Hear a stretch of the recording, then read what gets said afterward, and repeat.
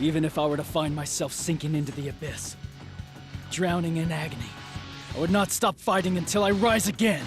And should my legs ever fail me on my journeys, I would beg of you, my lord, show me no mercy. Sanada Yukimura, Iza, Mayu!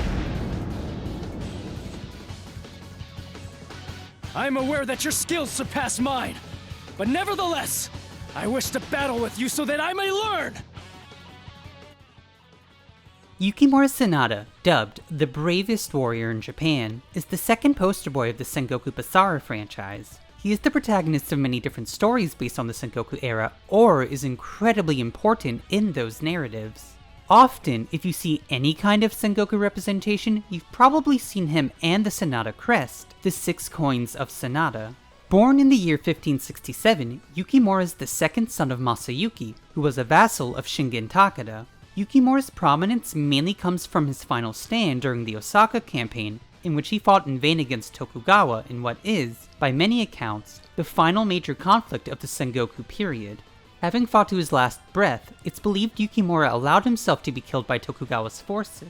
In a lot of ways, Yukimura's legend also shot the Sanada clan itself into more prominence. Before moving on to any relevant Sengoku Basara facts, it needs to be said that a lot of what is known about Yukimura is more so from Edo tall tales than history. I don't really know what to make of Yukimura's legacy from a cultural perspective, being that I'm not Japanese. At most, I can give facts about his life and how those have, or may have influenced his character, but I'm not going to touch upon Yukimura as a symbol of any particular virtues. The first major thing about Yukimura that should be noted is the Sanada crest. This famous crest, depicting 6 coins, references the currency needed to cross the Sanzu River upon death, indicating the clan's acceptance of death at any moment and their willingness to die for their cause. This is directly referenced not just in the design of the character and the coins he wears around his neck, but also, in Sanada Yukimura-den, the highest difficulty level is called Sanzu River mode. The next thing is that, despite Yukimura's loyalty to Shingen Takeda and the student and mentor role the two have in the games, Yukimura was too young to actually serve under Shingen. His father, Masayuki Sanada, was the one who had a history of serving under the Takeda. But because Yukimura is the most famous of the clan, and because the Sanada did serve under Shingen Takeda, he's often the stand-in in these games. This same anachronism can actually be seen in Samurai Warriors as well. Speaking of similarities to other depictions of Yukimura, many see him don red armor. Most likely inspired by Toramasu Obu's use of red banners and the red arms, this color became synonymous with Yukimura across all mediums. I mentioned last video that Masamune sided with Ieyasu during the Battle of Sekigahara. As for Yukimura, he sided with Mitsunari Ishida. This might serve as a reason why Masamune was chosen as a rival of Yukimura's, since, historically speaking, the two would have been on opposing forces, even if they didn't have much direct contact with one another. And, finally, despite being known as Yukimura, that wasn't his real name. His actual name was Nobushige, but due to Yukimura holding his ground during the siege of Osaka, and defying the Tokugawa, the Sanada records were wiped clean for a good while. Yukimura was a name given to him as part of the tall tales that spread about his bravery and prowess in battle. I do think it is worth bringing up since much of the warrior that Yukimura is remembered as is, as mentioned earlier, a result of these tall tales. Yukimura in Sengoku Basara has a lot in common with many other Yukimuras. Hot-blooded, associated with fire, and eager to serve his lord and improve upon his skills. He does have a bit more of a himbo vibe going for him in these games, but otherwise he's one of the characters that doesn't stray too far from some other popular depictions. Yukimura's main gameplay and attack structure is one that sees him constantly moving forward. While Masamune had some attacks that could cover distance, Yukimura is seemingly always in motion. Be it his normal art combos or his skills, there is a consistent forward momentum to him. Ardent Flame has Yukimura repeatedly thrust his spears forward in rapid succession. If the triangle button is pressed multiple times, it will increase the number of hits. This is Yukimura's go-to combo ender. It shares a lot of the same traits as Magnum Step in how it launches opponents away, but funny enough that it comes first when talking about Yukimura's skills, he remains relatively in place during the action. Great Wheel sees Yukimura launch his opponents upward. This is his main combo extender, and if the button is held, it will result in Yukimura going airborne, allowing him to lead into an aerial combo. Due to the iffy physics of the first game, it's pretty difficult to capitalize on the aerial attack, but it still serves as an easy juggle. Grand Fireworks has Yukimura charge his spears and launch forward with a fiery swipe. The attack can be held down to increase the damage and launch him slightly further ahead. Though it technically can be comboed into, it isn't super consistent and serves as more of a powerful standalone attack. Crimson Lotus Kick is an attack where Yukimura thrusts his spears into the ground and assumes a readied posture. By pressing either square or triangle, you can have Yukimura do one of two things. Either a backflip kick that launches opponents away, or use his spears as a gyroid, allowing him to attack enemies all around him. Spinning is typically the better choice, mostly due to how much it can convert into a full combo, and the fact that it leaves him in a prime spot to launch into a Basara skill. And finally, Blazing Fire Wheel has Yukimura ignite his spears, spin at a rapid pace that constantly moves forward, and attack enemies in his way. The attack can be held down to increase the damage, length, and distance covered. There isn't any way to combo into this, but if you are able to pull it off against a crowd of enemies or boss, it deals massive damage and, in terms of raw power, is his strongest attack. His Basara skill sees him perform a basic combo.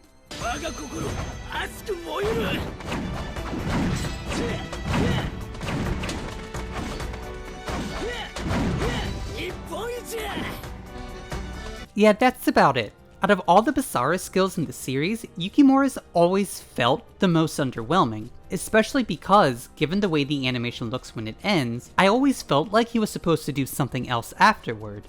Yukimura in the first game isn't as versatile as Masamune overall, and a big reason for that is that a lot of his attacks have very long startups and no real way of connecting. Thus, in terms of combos, Yukimura's only real options are Ardent Flame, Great Wheel, and Crimson Lotus Kick, specifically the spinning version. That being said, Yukimura can still dish out a lot of damage and, due to the overall better reach he has with his spears, can maintain better pressure on opponents. Also, a quick correction from the Masamune video, he isn't the only one who has a unique item from every game. Both Yukimura and Tadakatsu also have unique items in each entry. The only difference is the effects of their items change between certain entries, and since they're less unified, it can be easy to forget that Yukimura has one all the way from the beginning. This is especially true since Yukimura, unlike the other two, has to be in a specific situation for his item to activate in the first game, and it really only serves to create a shield so you can keep aggressive enemies at bay. Yukimura is relatively unchanged in Sengoku Basara 2. Before discussing his new moves, I want to quickly go over those that carried over, as the only things that really changed about them are that some of them are marked as elemental and others have their lengths and hit counts extended. Other than that, they function the same. Yukimura gets two new moves in Sengoku Basara 2, Tiger Flames and Scarlet Sparrow Rising. Tiger Flames has him charge up a fiery punch. This attack can be held down to deal more damage, and if the button is pressed after the first attack, it can lead to a 3-hit combo. This attack is really good, despite its lack of combo potential, as it has an easy time breaking guards, making it really useful when playing higher difficulties. Scarlet Sparrow Rising, however, isn't as useful. It has Yukimura flip into the air and slam his spears downward. He does 2 jumps by default, but if you hit an enemy, he will continue to flip. This can be chained multiple times. When it comes to stages with large crowds of enemies, this is a nice tool for crowd control. It can also be used as a movement option if you want to avoid conflict with groups of enemies but don't want to just run through them in the event that you might be low on health. That being said, it leaves Yukimura in an awkward position as it doesn't really lead to anything afterwards, so utilizing it in a combo proper, while not impossible, does require some creative thinking. Yukimura is definitely improved in the second entry, but a lot of that comes from either the quality of life adjustments to the combat system overall, or tiny tweaks to Yukimura himself. I will say his window for using his skills during his normal art chain is a lot more forgiving, and that does make his go-to combo moves better. While it's unfortunate that Yukimura's older skills didn't get as many changes as Masamune's, they were, in a lot of ways, already in a good spot. It's just that Yukimura's skills aren't all designed to be 100% comboed into. Yukimura's moveset in Sengoku Basara 3 onward actually sees a number of changes. For starters, he loses access to Blazing Fire Wheel and, in exchange, gains 2 new moves, Fire Run and Fired Up.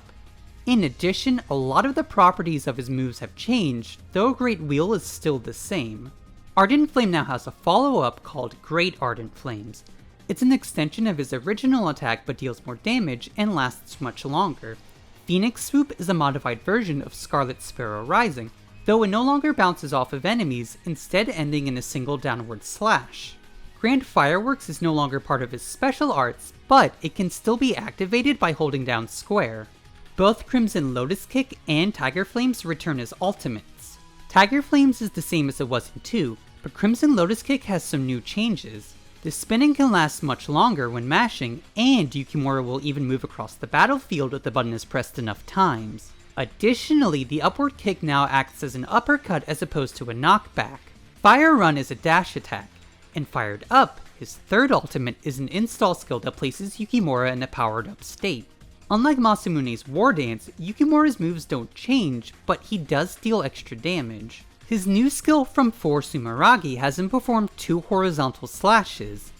It's not really good in a combo, but serves as a pretty good ender. Yukimura's moveset from 3 onward is odd. To be specific, I've never really understood how exactly his moves are supposed to lead into one another, or the best places to put them in a combo. Sure, Great Wheel is still good for extensions, and Ardent Flame is still a great finisher, but his other skills just feel awkward to use in comparison to Masamune. This isn't to say you can't do any interesting or creative things. Crimson Lotus Kick is a great tool for experimenting with combos, and Ardent Flame can also be used in the air, but I never feel as stylish as when I'm using Masamune. And yes, while it's true that Yukimura's character isn't one who's seeking to be stylish, instead looking for chances to hone his skills, it does make him feel like the less interesting of the 2 protagonists. None of this is to say Yukimura isn't fun or not worth trying, and there is some enjoyment in the fact that he has attacks that are just meant to be raw displays of power akin to Takeda, just that there's already a distinct difference in how Yukimura feels in comparison to Masamune. Like Masamune, Yukimura gets 2 new forms in Yukimura-den, Benmaru and Phoenix Yukimura. Similar to how Botenmaru is a young Masamune, Benmaru is a young Yukimura. Though, unlike Botenmaru, Benmaru actually has a bit of depth to his moveset. The connecting thread between Benmaru and Phoenix Yukimura is their ability to follow up all of their attacks into a state known as Heavenly Wings. In this state, each skill acts differently and can chain into each other. For Benmaru, it's a much more simplified version of what Phoenix has. Benmaru activates this state with 6 linked leaps, which thrusts him forward. In this state, he can connect with either normal arts or skills. Beyond his usual 5-hit normal art combo, he can hold down square to activate Crimson Kick, which is a smaller version of Crimson Lotus Kick. Torch Thrust is a smaller version of Ardent Flame, and Ben's Spinning Top has Benmaru swing his stick upward twice. Both of these skills also have altered Heavenly Wings versions. As mentioned in the last video, Benmaru has more going for him, and, even with the limited moveset, he feels like a more completed character than Botenmaru. The same feeling is also extended to Phoenix Yukimura. While White Cross did have some unique concepts, Phoenix Yukimura feels far more fleshed out. Holding square activates Single-Minded, in which Yukimura puts his spears together to stab the enemy. Erupting Skies is a launcher, and, if the button is held down, Yukimura will convert into an aerial combo. Flashing Wind is a circular swipe, and Raging Blaze is his version of Ardent Flame. Like Benmaru and White Cross, Phoenix has 2 different versions of each skill, which are activated during Heavenly Wings. Single-Minded acts like Crimson Lotus Kick. Flashing Wind becomes a rotating attack that moves around the battlefield and can be controlled, and Raging Blaze becomes even more devastating. His ultimate, Furin Kazan, sees Yukimura unleash a flurry of punches before finishing with an upward strike. His Basara skill has him ascend into the sky with the wings of a phoenix and thrust his spears downward in the shape of the 6 Sanada coins before erupting into an explosion. Out of all the Yukimuras, this one has the most interesting moveset, and finally feels like an evolution to what was presented in Sengoku Basara 1. I'm pretty mixed on White Cross Masamune as a whole, and, were there ever a Basara 5, wouldn't really want it to be Masamune's new moveset. Phoenix Yukimura, however, I feel is a perfect next step to build upon and refine. Yukimura as the second face of the franchise has an overall iffy place in my opinion. His earlier moveset feels fine for the first 2 games, but quickly shows its age from Basara 3 onward. That being said, the new ideas implemented in Yukimura-den are fun, and, while his personality has kept him a favorite, they allow him to carve more of an identity in the gameplay department than he otherwise had. In terms of complexity, his original moveset is, in a lot of ways, even simpler than Masamune's, but his Phoenix moveset places him a little bit more in the middle. His varied attacks aren't as complex as other characters will eventually have, but there's enough here that you might have to practice to get the hang of him.